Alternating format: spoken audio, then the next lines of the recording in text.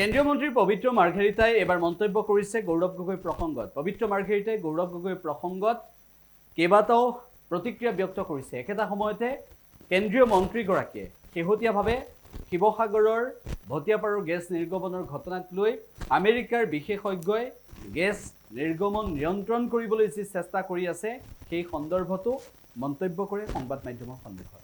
এই সময়ত মোৰ বিশেষ একো ক'বলগীয়া নাই। আমাৰ সমাজৰ প্ৰতিটো পৰ্যায়ৰ লোকে বিভিন্ন ব্যৱসায় বাণিজ্য কৃষি কৰ্ম ইত্যাদি কৰে, গতিকে বিস্তাৰিতভাৱে নজনাকৈ মই ইয়াত কমেণ্ট দিয়াটো ভুল হ'ব। গতিকে সকলোৰে অধিকাৰ আছে, যদি তাত কিবা ভুল হৈছে সংবাদ মাধ্যম আছে, আমাৰ ন্যায়পালিকা আছে, ভুল হ'লে কোনো একো কৰিব নোৱাৰিব, ভুল কৰিব ক'তোতো হাৰি যাব নোৱাৰিব। কিন্তু প্ৰথম কথা হ'ল প্ৰতিগৰাকী নাগৰিকৰো সৎ পথেৰে উপাৰ্জন কৰাৰ অধিকাৰো আছে। গতিকে দুইটা কথা চালি জাৰি চাইহে আচলতে কমেণ্ট দিয়াটো উচিত। যিহেতু মোৰ হাতত একো তথ্য নাই, মই গতিকে উত্তৰ দিয়াটো অনুচিত বুলি ভাবোঁ। এই ক্ষেত্ৰত প্ৰতিদিনেই ONGCয়ে প্ৰেছ ৰিলিজ দি আছে আৰু আপোনালোকৰ লগতে সমগ্ৰ দেশবাসীকো জনাই আছে কি পৰিস্থিতিত আছে। বিশেষজ্ঞসকল, আমাৰ দেশীয় বিদেশী সকলো বিশেষজ্ঞই 24/7 কাম কৰিছে, কাৰণ সেইটোত এক বিন্দুৰ কাৰণে নৰয়, অহৰ্নিশাই ওলাই আছে। গতিকে এইবিলাকত সময় লাগে। আমি আশাবাদী যে কম সময়ৰ ভিতৰতে এই নিৰ্গমন সম্পূৰ্ণৰূপে নিয়ন্ত্ৰিত হ'ব আৰু খুব দেহে কেহে খাটিছে। আমাৰ স্থানীয় ৰাইজে সহযোগ কৰিছে আৰু স্থানীয় প্ৰশাসনে সহযোগ কৰিছে। ONGC কৰ্তৃপক্ষৰ বিশেষজ্ঞসকল আৰু বিদেশৰ বিশেষজ্ঞসকল সকলোৱে মিলি কাম কৰিছে। আমি আশাবাদী পূৰ্বতে যিদৰে পৃথিৱীৰ বিভিন্ন প্ৰান্তত এনে দুৰ্ঘটনা ঘটে আৰু সফল হয়, গতিকে আমি ভাবোঁ যে আমি সফল হ'ম।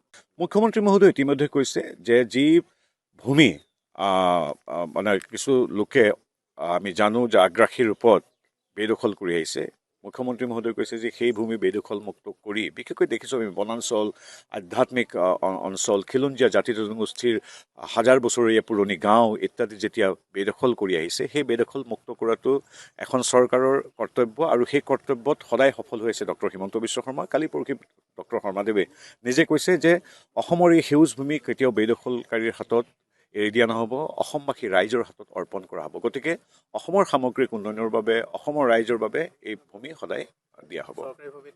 কোনোবাই যদি তাত কিবা বেআইনীভাৱে কৰিছে নিশ্চয় উচ্ছেদ হ'ব। ডক্টৰ হিমন্ত বিশ্ব শৰ্মাদেৱ তথা এইখন চৰকাৰ যথেষ্ট কঠোৰ আৰু জনজাতীয় এনেকৈ অঞ্চলসমূহ, বনাঞ্চলসমূহ, সংৰক্ষিত অঞ্চলসমূহ বেদখল কৰাটো কোনো মানুহে নিবিচাৰে। আমাৰ শুভেচ্ছা আছে, প্ৰত্যেক দলৰ সদস্যসকলেতো ভাবেই যে কিবা হ'ব বুলি, কিন্তু এতিয়া আপোনালোকে যদি আপুনি দেখিবই বড়ো ভূমিৰ নিৰ্বাচনত খিলঞ্জীয়া ভূমিপুত্ৰ বড়োসকলৰ তাত তেওঁলোককতো সদায় আঁতৰাই ৰখা হয়, কাৰণ তেখেতসকলৰ দিনতে সৰ্বাধিক গোষ্ঠীগত সংঘৰ্ষ হৈছিল, তেখেতসকলৰ দিনত সাম্প্ৰদায়িক সংঘৰ্ষ হৈছিল। গতিকে সেই সাম্প্ৰদায়িক সংঘৰ্ষ, গোষ্ঠীগত সংঘৰ্ষ, ভায়ে ভায়ে কাজিয়া, ঘৰ দুৱাৰ জ্বলাই দিয়া, মানুহ শৰণাৰ্থী শিবিৰত থাকিবলগীয়া অৱস্থাটো কংগ্ৰেছে সৃষ্টি কৰিছিল।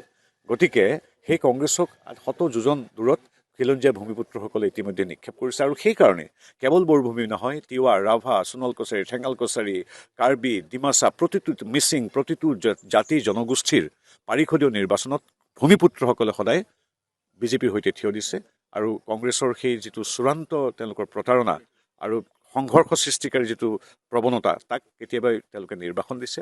বৰভূমিতে দেখিব গৌৰৱ গগৈ যাত্ৰা কিদৰে আচলতে কি এইটো সংবাদ মাধ্যম সৃষ্ট, তেওঁলোকৰ ছ'চিয়েল মিডিয়া সৃষ্ট নে জনতাৰ আশীৰ্বাদ পুষ্ট।